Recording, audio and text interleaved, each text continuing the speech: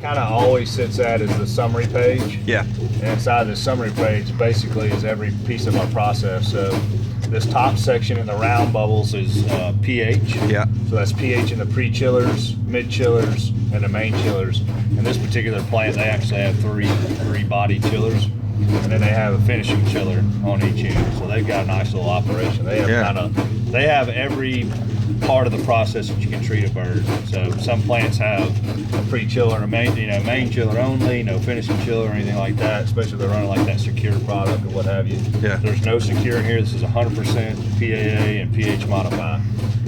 And so this kind of gives you a reading of what's actually going on out there in the plant. So each one of those are probes, and obviously you can see the pumps.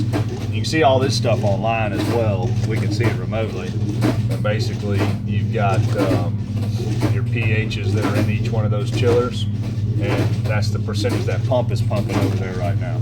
So all that's connected into there. And in here you've got your water supply and your PAA gallons per hour, and what the parts per million is that we got it set at, and all that kind of what the output is. Yeah.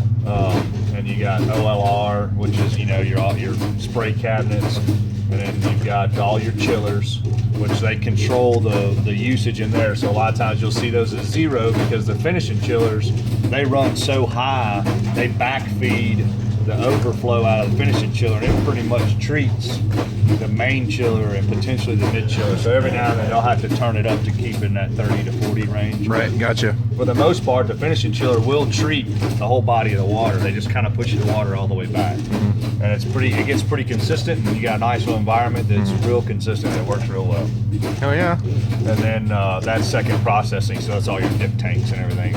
And it runs the highest. It's always running 20, 30 gallons.